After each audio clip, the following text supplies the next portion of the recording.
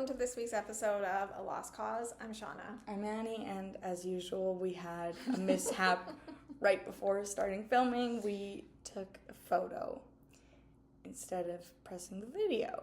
So, You know, like, making a podcast is harder than it looks, everybody. So we appreciate your viewership. So today, as promised, we are talking about two very important others on Lost, Tom and Mikhail. Mm-hmm. So let's start with Tom, because Tom is, well, actually, I believe he's probably, other than Ethan, the first other we really see, right, or encounter. More or less. But, yeah. So we first see Tom as not Tom at all, as just a friendly, helpful sailor who's going to help the people who get on the raft, get to safety. And then he says, oh, actually, we have to take Walt. And he's got this beard and stuff. And yeah, they literally kidnap Walt. Yeah, so like it's a very famous moment in Lost. It's like the season 1 finale that they've made the raft. They're on the raft. They think that they've actually been rescued. They're all excited. And then we see this small boat, this kind of disheveled looking guy.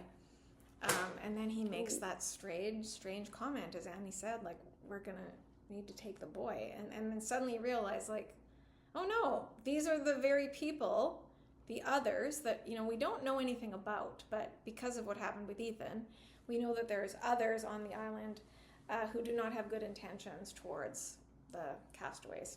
Mm-hmm. So yeah, like Tom is kind of the major villain for a while, because all we know is that he's the one that took Walt. And so until we get a better sense of the others, and of course, Henry Gale and Benjamin Linus, Tom is kind of the face of the others. Yep. And for some reason, the others like appear as though they're very disheveled. Like the boat is like old and dirty. So like we're supposed to think that they're kind of in rough circumstances, but is that true? No, it's quite the contrary, actually. Yeah. Like, they live in these, oh no, already? They live in these, houses, like these barracks with lighting and, probably air conditioning and showers and stuff. And it's like a real clean civilization. Clothes. Yeah. And so, like, really, there's no reason to put all that on as an act, but they do. So. And who's the first one to kind of see through the act? It was Saeed. No, well, it was Kate. It was Kate. But Saeed was the first one to see their, like, actual fake. I just love that scene where he opens the doors to this Dharma station and it's just rock. Like, there's just nothing behind it. And they're just so clever that way. But well, and I love the scene where, like, Kate, like, says that his beard is fake. And then it's sort of like, oh, he's got to take off the beard because apparently it was really itchy anyway. But yeah, so Tom is not, I mean, in more ways than one, Tom is not what he appears to be. Mm-hmm. Because then later, once we get into season 2 and we see a little bit more of sort of life among the others, we get a very different view of Tom. He's actually one of Ben's most trusted allies, I guess. Not really his right-hand man, because that would probably be Richard. Maybe. But well, maybe not. The way I see it is it's Jacob, Richard, Ben, and then Tom. Yeah, so I think as far as that chain of command, that's correct, yeah. But Tom is very loyal to Ben. This is around the same time that we meet Juliet as well. And so Tom's definitely in the circle of trust. Yes. Mm-hmm. We also know Tom does attend therapy and does have daddy issues, as he says to Juliet in, I don't remember which episode. Very good. I forgot all about that, but you're right. Yeah. We also learn that Tom doesn't like the sight of blood, because when he's supposed to assist with Ben's surgery, he's having a real hard time. So that's kind of an interesting little detail. We also see in one of like our favorite moments, Tom playing football with Jack. He's pretty good football player. I mean, yeah. So although we see a lot of Tom and he's in a lot of scenes, we kind of have to like piece together all the information that we have about Tom, because there's no flashback episode for Tom. He's just sort of there, but we don't really learn how long he's been on the island. I love Tom. So let's talk about that. Yeah, so why do you love Tom? I don't know, I just like him. He's just so nice and loyal to Ben, and like he's just such a good other. Yeah. And I think that what part of what's entertaining about Tom is that we keep learning new things about him, and again, like it's not always what it seems. I don't know, I just like Tom, and I like it's kind of the same affection I have for the Dharma Initiative people. It's kind of like, yay, he's on the screen. I really like Tom. I think part of it too is that we're supposed to think at the beginning he's a really, really bad guy because he kidnaps a kid. But then as we get to see more of Tom, we realize like, no, he's actually pretty normal and like a pretty decent guy, really. Like, I mean, although that was a bad thing, but the others always have a way of justifying their actions, right? Mm-hmm. Yeah. And then, so there's like kind of Raft Tom. I don't suppose you have a list of your favorite Toms. That's okay. I don't think I do. I might. But just to sort of, organize it. So there's Raft Tom. Mm-hmm. And then there's like New Otherton Tom. No, I don't think. Nope. And then that's sad. There's New York Tom. So let's talk a little bit about him. About New York Tom? Yeah. I just know he's a Swiftie. I just know he likes listening to Welcome to New York when he pulls up to New York. Yep. Yeah. But this is one of the strangest episodes. Well, I just don't like that episode because I don't understand why they kept bringing Michael back. Like, there's just no reason for that. No one wanted him back. No one I'm sure somebody likes him, not me. I really don't like Michael, and it's just like I just had enough of him. By the end by the time that they left, there wasn't really any point bringing them back.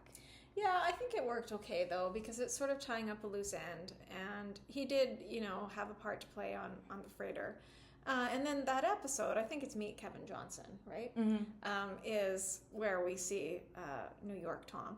So, like, we have this idea that you can't leave the island, right? Like, for a while, that just seems to be the way it is because the survivors of Oceanic 815 certainly can't get off the island. Like a snow globe. Yeah. But then we learn Tom gets off the island. It would appear on a pretty regular basis. Yeah. Because we see Michael, I guess, has, like, this is the 3-year time jump now has happened? Or? Yes, and he's all suicidal. No. Or how much time has passed? Like, not even that much time. Okay. But he's back. He's off the island. And, this isn't the Michael episode, so we don't have to go into a ton of detail about Michael. But basically, Walt is living with his grandmother because Walt learned the truth about Michael, that he killed Anna Lucia and Libby. So, like, Michael's doing really bad, and he just wants to die. He keeps actually trying to kill himself, and it doesn't work.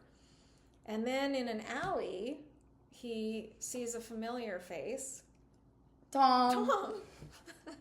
And Tom kind of serves as a bit of a narrator in this scene because he explains to Michael, the island isn't finished with you, and that's why you can't kill yourself, Here's a gun. Go ahead and, like, try to, like, kill yourself. It's going to jam. It won't fire. I'd be interested to see, sort of like what happens because the island's not done with you, so you can't die. So seeing how you can't die, you might as well, come and do one last job on the freighter. So, like, that's kind of why he's there, to sort of recruit Michael into being Ben's spy on the freighter. So then we see, Tom in the alley. And he is like, if you want to talk, come to the penthouse of whatever hotel. And, like, wow, penthouse. Yeah. Pretty cool. Yeah. And so he does, and he's just got this, like, nice charcuterie board of, like, food, and I think there's Coldplay that's playing in the background. Oh, you think it's Coldplay? I think so. I think I heard somewhere. We'll have to fact check this, but I really don't know. But, yeah, and Tom's Wait, I gotta remember the name. Yeah, you know the name. You mentioned it. Arturo. Oh, there, good. Yeah, Tom's boyfriend Arturo is there. Yes. So we learn in this scene that Tom likes the finer things in life. You know, we have this idea of him that he's kind of this like blue collar, disheveled like guy the first time we see him. But no, he actually does like, you know, the high cotton lifestyle, and he's gay. So this is how we learn. And it is a little bit surprising at the time, right? But there was one clue. Yeah, you can say it. That he made a comment to Kate, like, because Kate didn't want to like change in front of him, and he said like, "Don't worry, Kate, you're not my type," which isn't really that conclusive, but interesting though that so just a completely different side of Tom, and really shows you that he is in the circle of trust. If he gets to like come and go from the island, that's a pretty big privilege. But I kind of wish that we knew more about Tom. Like, we don't know how Tom got recruited to be an other. We don't know any of that, which I think would be interesting to know. And we don't know why Tom is so loyal to Ben. Like, would you say, is Tom kind of the most loyal one to Ben? Probably.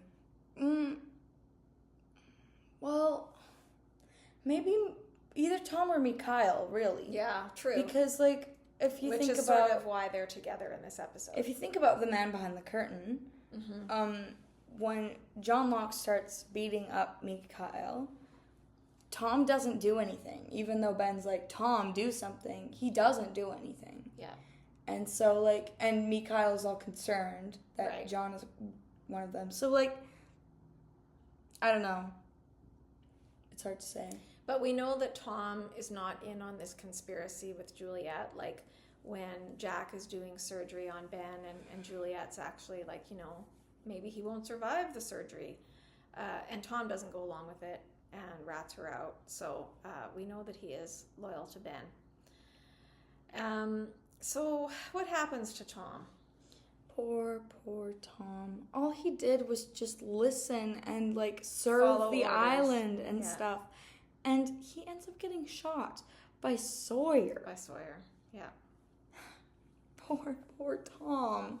Like, in the end of season 3, which is actually the same time that Mikhail dies, end of season 3. Well, and shortly before that, wasn't Tom given orders to shoot Bernard, Jin, and... Yes, but he didn't. But he didn't. He shot the ground instead to make it sound like he had fired the bullets. I don't think that Tom is a bad guy.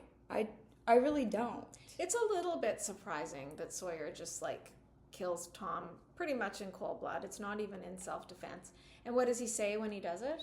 That's for taking the kid off the raft. Yeah, that's for taking the boy. So that is kind of the end of Tom. And, you know, in Lost, we say that, but then we often see these characters again. However, we don't see Tom in the Sideways. No, we don't. So that kind of begs the question.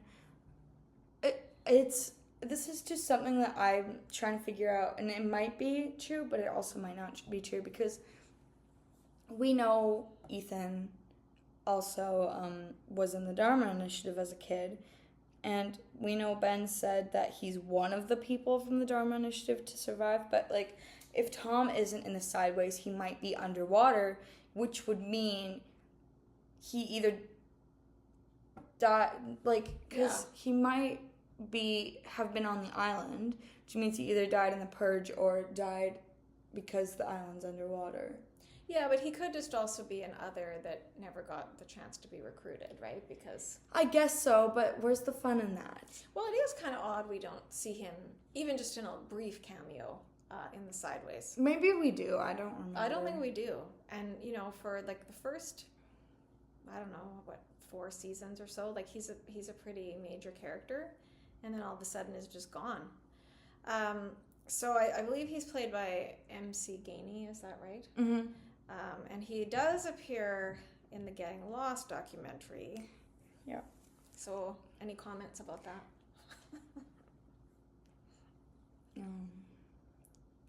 If you're watching this and you were the person who played Tom, really great performance. Thanks for being part of the documentary. It was much appreciated, but maybe we could work on the swearing. Yeah. Like, let's watch our language. let's watch our language. Like, we get you're in your sailor era. Very much. Yeah. But can we just dial it back? Yeah. Because, like, there wasn't that much that anybody else said, and I feel like more than half the swearing in that documentary came from from Tom. him just dropping F-bombs like all over the place. And it was, I mean, you're allowed to say what you want, of course. It's just, it does seem a little excessive. It's a bit excessive. And you want to talk about, like, Pirate Richard. Like, it's a bit of a Pirate Tom in that documentary, if you ask me. Like, he looks like a carny, right? So, but we do appreciate your appearance. And I will say that the actor has another distinction. Because, Annie and I often just play Lost-related little games with each other. Mm-hmm. And one of our favorites is, like, Annie will find pictures of the cast members when they're really young or look really different, and I'll have to guess who they are. And that was the one that stumped me. I think it's, like, one of the only ones that I could not get was a picture of MC Gainey. I still can't believe it's him, because he looked like almost a little bit Asian in the photo, which, I mean, he's not, but... We'll find a photo. We'll get it. We'll get it on there. But, like, come on. Does that look like him? No, it doesn't. So...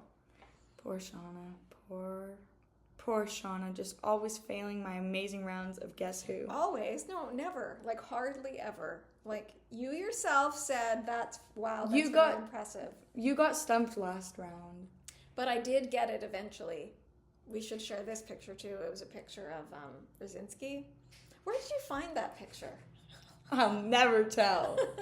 I'm never going to tell you where I find my pictures. But, like, I still can't believe, because sometimes I'll need a hint, right? And then Annie's hint was like, we love him. And I was like, so I say, it's not Brzezinski. And she was like, it is him. But at least that one I did guess. Oh, he looks very Dharma Initiative there. No, he looks like he's like a band leader of a 50s, like, variety show. I still can't believe it's him, but I will take your word for it. So thank you, Tom, for all the light that you brought to our lives. Yes. And we'll talk rest a little bit. Rest in peace. Yeah, rest in peace. And we'll talk more about Tom in the hot take. But we also want to put the spotlight on another loyal other. Mikhail. Mikhail. All right. I like how she had to write out how to say it. Well, because, like, I, for some reason, always want to say Mikhail, which is not correct. It's Mikhail.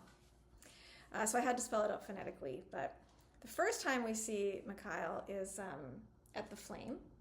Mm-hmm. And I don't like this episode. I'm sorry. What? Enter 7-7? I thought you loved that one. No, because it's a Saeed-centric one. Yeah, and it it's is. like, I don't care. There's a lot of Saeed. It's basically a Saeed flashback. But the parts without Saeed are pretty good, I would say. Because it's a great introduction to this character, Mikhail, who claims to be the last living member of the Dharma Initiative. And it might be true. Like, we really don't know who was in the Dharma Initiative and who wasn't. Well, he's wearing a jumpsuit. But it could just be Rudzinski's. It's probably Brzezinski's because, like, we know, we learn later that Brzezinski lived in the Flame. And he had, like, a whole rack of jumpsuits. Probably one for every day of the week. So, yeah. But we don't know this when we first see him. Yeah. He lives in this, like... and he makes, like, some iced tea for them. And Saeed got shot. Describe the Flame for us, like, from the outside. It really just looks like a bungalow. It's blue. It's, like, teal. Yeah, it's not and like there's, the like, standard there's a yellow. horse, a saddled horse, and some cows, and a cat. And we think this is probably the horse that Kate saw? Or do you think that was like a No, ghost that horse is different. It might be, like, my theory is the horse that she saw was from the Flame. Okay. But so it's not like a ghost not the horse. same horse, though, because Kate's horse was black and Mikhail's is, like, black and white. Yes. So it's not the same horse, but... But we know there's horses on the island, so... Yeah. Yeah. And so he invites them in, like you said. He brings them iced tea, claims to be the last living member of the Dharma Initiative. Very surprisingly, actually, takes the bullet out of Saeed's arm. Don't remember how he was shot. Yeah, he gets shot on the way there. Mm-hmm. And so there's a lot of distrust. Well, because, and then Saeed, I do like this part when Yes. Saeed figures out that there's someone else there because of the stirrups on the horse's saddle, which is where you put your feet. They're too short for Mikhail. Like, they wouldn't fit him. That's like a Robert Gorin type of observation there. Yeah. So so Saeed is like, there's got to be someone else here, and then we figure out there is, because is it Kate who first, or what is it, Law? Well, it's a great like scene because they're playing along, right? Like Saeed is talking to Mikhail, and he's like got a poster of Nadia Comaneci. He's Russian. Good job remembering that name. Well, I grew up in that era. I remember, like, she got the perfect score at the Olympics. And so, he's making conversation, being very personable, but, like, they both know. Like, Saeed's already figured out he's not who he says he is, and Mikhail knows that his cover's been blown. So then there's this, like, the great line where Mikhail is like, why do we continue to, like, play this game? Or what is it again? But something to that effect. Like, why do we continue to sort of, like, play this game when, it's very clear that, like, I like the way there's just always a ding in the middle of our podcast because I always get a text message while we're recording. So. Where's my text messages? I want to show off my new sound. So, hopefully I'll send you one. But like, it's a great moment. And then, of course, violence ensues, and we actually think that we are going to see just one episode of Mikhail because... Sorry, my parents are texting me. You continue. Because what happens again? How is it like the first time we think he dies? It's the fence. The fence, right. So he is supposed to lead them, because remember, Saeed, Kate, and Locke, and Rousseau, are trying to get to the others. Kate is just stubbornly trying to rescue Jack against his instructions. And so that's kind of why they're there. And now, they figure out that Mikhail is actually an other, and so he's supposed to lead them. And by the way, I guess we didn't really close the loop on that, but who is the other person in the flame? It's like, I don't remember her name. It's that teacher lady, but yeah. Right? It's the woman that was teaching Walt, and who now works at the A&W at Center Mall. But anyway. Yeah. Yeah.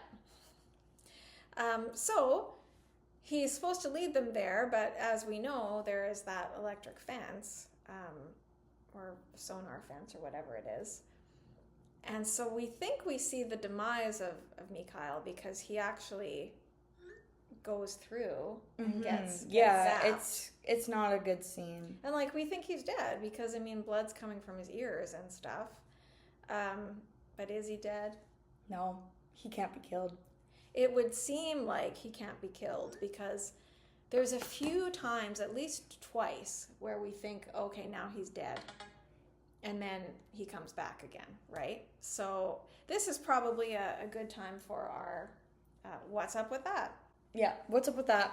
Why doesn't Mikhail die? Like, we don't see that. We see that Richard can't age. Yes. But we never see... someone can't die. No, and there's no explanation for it. So the only thing you could say... Like, I guess he's just really strong. He's really strong, and, like, maybe those weren't fatal injuries, maybe that wasn't enough to kill him going through the fence. And then, does he get shot? What's the next thing that's supposed to kill him? Like a giant harpoon-like thing just hits him right in the... And he's in he gets thrown into the water, but then all the... Right. Yeah, remember? Yeah, so he should be dead twice. But third time's a charm. How does Mikhail actually die? He blows up the window with a grenade. Yeah. So it's a very important scene in the history of Lost because that's how Charlie Sorry, I'm just having a little bit of a conflict right now, but it's being resolutioned right now with my completely amazing manipulation skills. Uh-oh. Why did you just admit that on the air? Okay. Yeah, so we've known for a while that Charlie is going to die somehow. It's really a sad demise, but I still think, like, there's no reason that he couldn't have gotten back down. Okay, yes! I solved the problem! All right, now we can get back to normal here. Yeah, like, I guess a lot of people, and the actor who plays Mikhail sort of talks about this on the Getting Lost documentary, but, like, a lot of people really hate the character because, like, Charlie was so close to surviving. Yes. And probably would have survived. Mikhail's not my favorite just because I don't have any, like, I don't know. He's, like, an interesting character. He's just not one of my favorites. But I don't hold it against the actor. Yeah. I think he's a very good actor. It's a really good performance. Another thing that's really good that we should give just a mini shout out to is the eye makeup for when he takes off his eye patch. It looks really realistic. So shout out to that because that looks great. It looks really real. Yeah, I think that Mikhail's a super interesting character. Just the way that he lives kind of this solitary existence, like away from the rest of the others. So the flame is kind of the communications center, so that's how they monitor what's happening in the outside world. So like Mikhail is a incredibly like talented individual, really. He knows several languages. He's obviously got like a military background. He's really smart. Seems like he probably plays a lot of chess on the computer. Probably. And I find Mikhail interesting as well because, like, he's not the successor to Brzezinski because Brzezinski was Dharma Initiative, so they're two completely different things. But, you know, he ends up living in the flame. Looks like a lot of Brzezinski's stuff has been moved out of there into the hatch. The records have the records and I think some of the art.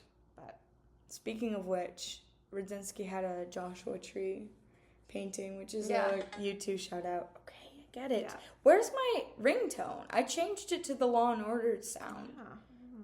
Oh, it's because she uses like iMessages and not messages. Yeah. Yeah.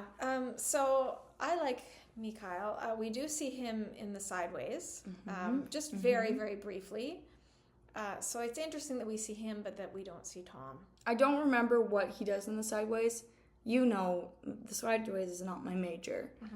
So this one could tell you. I think it's like when Sun goes to the bank and she's trying to like take out all of her money to run away with Jin. And Mikhail is like, I don't know if he's the bank manager or he's some sort of business associate. Or is he, but doesn't he work with Kimi? Yeah, I think he works with Kimi. Oh yeah, isn't this like, Kimi's like going to make her take out all the money and give it to him. Oh, I think that's right. And then it turns out there's no money there anyway. But we do briefly we see him. Don't know. Like, this could be just so incorrect and all the Kimi fans will be like, no, this isn't right. Yeah. And I'm sorry, Kimi fans. We tried. Yeah, we do our best. But it's interesting with Mikhail because like sometimes people seem to be redeemed in the Sideways. Like people that were bad in the other reality are kind of good, but that's not true of Kimi, and it's not true of Mikhail. He's still a bad guy in the Sideways, so I guess he didn't really get redeemed, but that's what you get for killing Charlie Pace and leaving Aaron. Speaking of, there it is. Did you hear? Yeah, that was it. Speaking of Liam Pace, or Charlie Pace, Liam is going to be at the Albuquerque Comic-Con, which we are not going to, because we're just like, we're Canadians, and there's a little bit of tension between the U.S. and Canada right now, sadly. Anyways, they have such good guests. The people we want to see is Liam, Desmond Hume, and Olivia Deveau. Like, she's not in anything from Lost, but... She was in a J.J. Abrams show, though, of Alias, just in a brief scene. But you may have... Alias. Well, You may have guessed that Annie and I are really going through a Law and Order Criminal Intent phase right now. Nothing will ever replace our love for Lost. It's always number one in our hearts. But we also really, really love Criminal Intent. Anyways, the reason I brought up the Comic-Con is if you're going to the Albuquerque Comic-Con, send us some photos or something. Yeah. Because we're so, like, woke, and we know what's going on in the world around us right now. We're not 20 years behind at all. Well, yeah, I mean, like, everything we like has been off the air for 20 years, but, I mean, we're still with it. Mm-hmm. Yeah. And we're still hoping to go to the Calgary Comic-Con and, where Charlie will be, along with all the hobbits. Mm-hmm. So, now that we're talking about kind of outside life, maybe it's a good time to sort of give an update on what's happening in the world. It's getting to be Christmas season. You might see in the background, you can actually see kind of my little Christmas village there. So a little change to our set. And what's been happening in your life, Annie? Well, yesterday was my last performance of ABC, Aiden Bowman Community's Little Women production. So now I know the life of a showgirl. Yes. And yes, it was such an amazing experience, and now I've developed love for acting. I mean, I've always wanted to act, but now that I've actually done it, it feels really like this is where I'm supposed to go. So, I mean, if you've got an agent free, I mean, hit me up. It's... Yeah. But yeah, our loyal viewers will recall in September, it was like the night before the audition, and then like she got a part, and so we've talked about it a little bit, and now, yeah, the performances are done. How many performances did you do? So we did one matinee and 2 evening shows. And like elementary school kids came to the matinee, so it was a pretty big deal. So congratulations to Annie. I was very proud of her. She did an excellent job. I wanted to give her a bouquet of flowers, but instead I thought it would be more fitting to give her a chicken salad sandwich. So that's what I did. So yeah.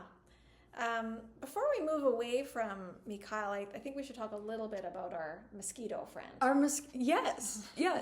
Can I tell the story? Yeah. Okay, I think so we did tell it once, but we went to Pike Lake and we got this mosquito stuck in our car. And it was like, it was a very major inconvenience for especially Shawna. She just kept like aimlessly hitting the window trying to kill him. But we swore we got him because he fell down and then we were like, oh, thank goodness that's over. And then the next time we were in the car, which is like a week later, he's still alive. There's still a mosquito in there that's alive. So I'm like, it's Mikhail. Mikhail reincarnated into this mosquito who, and I think it was even there the next time too, right? Yeah, when I went to Manitou by myself. Yeah, it was still there, and then it got out of Manitou. Yeah, so then Annie was mad that I let Mikhail get away in Manitou. Charlie, if your name's Charlie, so it started off as like, we got to kill this mosquito, but then it was sort of like, oh, well, let's adopt the mosquito because it's Mikhail. But that's kind of how everything goes with us now. Yeah. Like, oh no, weird. Wait, no, it's so weird that we need to... It's so weird that it's kind of like gone to a whole new level. Yes, and that's just our friendship, and that's what makes this podcast work. And I think that's partly why we like Lost so much, because, if you're going to just take a position at the beginning of the show that you don't like this character, I think you're going to have a hard time, and maybe that's why so many people don't make it through, right? Because we start off, all of us are supposed to not like Sawyer. Mm-hmm. But I mean, just try. I dare you to like get through the series and still not like Sawyer, right? He wins you over. And there's other characters, like Tom, for example, that maybe he doesn't completely win you over, but, over time you just sort of develop an affection for even some of the bad guys. So I think that's... I see you're intentionally leaving someone out. Well, I think we've talked enough about Ben. We got 3 episodes, and it's well-covered territory that, yes, even the people that hate Ben, by the end, do you really hate Ben or do you love to hate him? But I think this leads nicely into our hot take. So, right. My hot take is #justice for Tom. Need I explain myself? Yeah, I think you should unpack it a little bit. Well, I think that if you don't like Tom, you're just biased in your own hating ways. What do you mean kidnapping is wrong? No, it's not. I mean, have you never done it before? Have you never seen a TV show before? Like, I think this is kind of... Well, I'm not really tracking with you. Well... But I guess I would agree that things are always a bit more complicated than they seem. Mm-hmm. It appears to be an awful thing that you separate a son from his father. But why did they kidnap Walt? Because he wasn't... Because he's special. Because he's special. And remember... You interrupted me. That's what I was going to okay. say. Okay. I didn't know what was happening there. You seemed to kind of freeze. But you have to remember that the others, so people like Tom, they really believe in what they're doing. Like, they actually do think they are the good guys. And they believe that they could give Michael a better life. They believe with, all of their experiments and, like, all of their little... What would you say, like, the others, their projects Their shenanigans? So we've got, like, the fertility, thing. But the then, recruiting thing, definitely, with, like, young children. Yes, especially. but what is that about? Like, what are they're trying to do? Like, what is the end game? Richard Alpert said in the 50s, actually, maybe it was, like, more, no, I think it was the 50s, that their recruiting program starts at a very young age. So I don't know why that is. I don't know if kids are just specialer when they're young. And then, of course, young John Locke, young Ben, that also leads to that sort of project of theirs. Mm-hmm. But I do think that it has something to do with their age. So I think that was also kind of why Walt seemed so... Well, they want to help him develop his powers, right? Mm-hmm. They're really interested in sort of the things that are kind of out of the ordinary, maybe a little bit supernatural. And you've got to remember, because, like, we just see it all the first couple seasons from the Losties' perspective, right? The survivors of Oceanic 815. But we find out that, like, the others, it's actually sort of kind of a mission or a crusade of, like, faith for them, right? That they're following Jacob, and it's all about protecting the island. And the island is a very special place, and it needs to be protected. And in the end, it turns out they're right about that, right? So, maybe a little bit of a different perspective on Tom. Mm-hmm. And that's your hot take? That's my hot take. Do we have a shout out this week at all? I hit the table.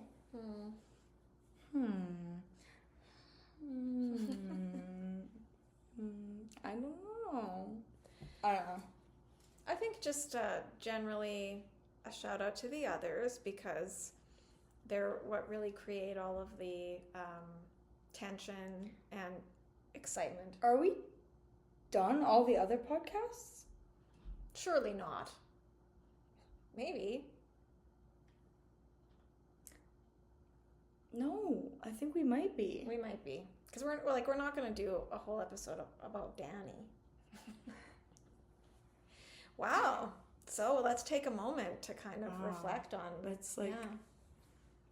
Because, Annie... I'm feeling a little emotional. Yeah, because, if Annie was going to fit anywhere on the island, it would probably be... It's weird, because it would either be an other or... a Dharma initiative. But not both. I could just be Juliet. Because lots of people have been both. Juliet, Ben, Ethan. Yeah, but they've been opposites. Ben and Juliet. What do you mean? Well, Ben started in the Dharma initiative and ended up an other. Mm-hmm. And Juliet started an other and ended up Dharma initiative. Yeah. Yep. So, I guess we sort of Like, I don't know, like, that's another thing to think about. Like, poor Ethan and Ben, like, when they were younger, just, like, growing up with so much death. Yeah. Like, because Juliet dies in 1977 along with so many people in the incident. Like, that must have really shaped their childhoods. And really, it's true that, like, the Dharma Initiative, they didn't get it. Like, they didn't get what's special about the island.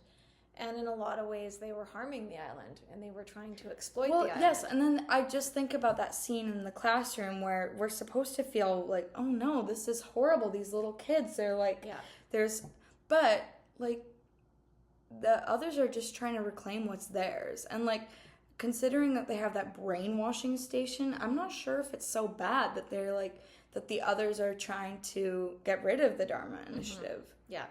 Well, and if they, look at what they were doing with, like, the orchid and the swan, like, that was very, very dangerous, right? And so, so what do you think about that? Like, true or false, when Ben says, we're the good guys. I mean, I have a propaganda poster on it that says we'll have to have it in there. It says join the others, we're the good guys. And, like, they really believe in what they're doing. And a lot of the stuff that's sort of bad was actually, created by the Dharma Initiative, right? Like that station with all the gas. Yeah. Like, like all these things. That's the Tempest. The Tempest. So you know. Yeah. Like that could wipe out the whole island. Like the others didn't develop that technology. It was the Dharma Initiative. So we're almost at our mark. Yeah. So we will sign off, I guess. Yes, so that concludes kind of our look at the others, but we still have lots of interesting characters. Annie and I aren't huge fans of the whole freighter, but, there are some great characters that come out of the freighter, so that's probably what we're going to talk about next. Pretty soon, our mascot. So thank you so much for watching. Namaste. And see you in another life.